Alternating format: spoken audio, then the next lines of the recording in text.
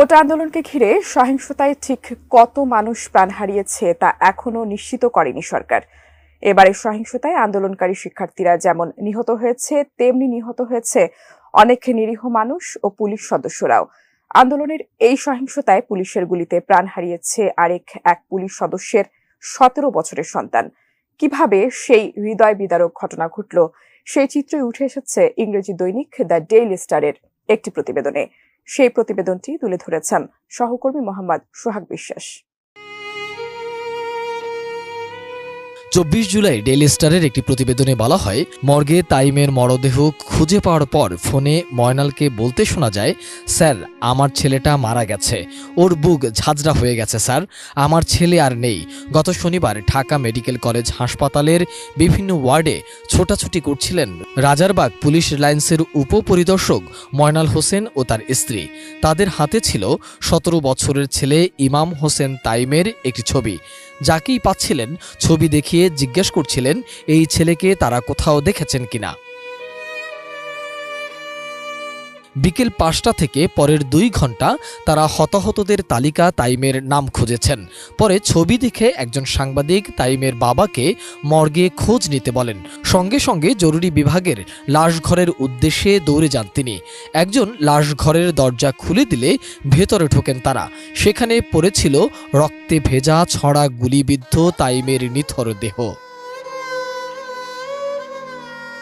ছেলের মরদেহ দেখে স্তব্ধ হয়ে যান ময়নাল হোসেন।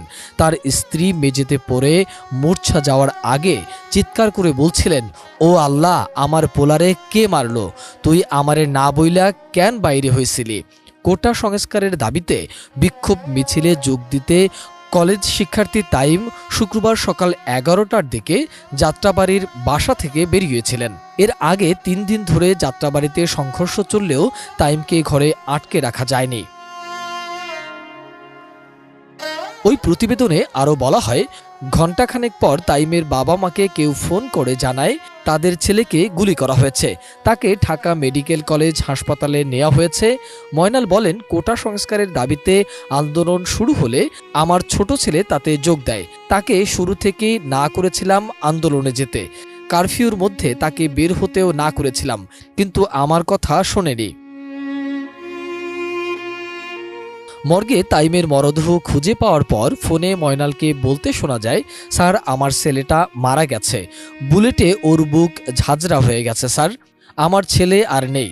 তিনি প্রশ্ন রেখে তাকে বলেন, একজনকে মারতে কতগুলো গুলি লাগে স্যার? ছেলে গুলিবিদ্ধ জানিয়ে ঊর্ধ্বতন কর্মকর্তার কাছ থেকে ছুটি নিয়ে এসেছিলেন ময়নাল। ফোনে কথা বলার সময় অপর প্রান্তে কে ছিলেন তা নিশ্চিত করেনি ডেইলি স্টারের ওই প্রতিবেদনে।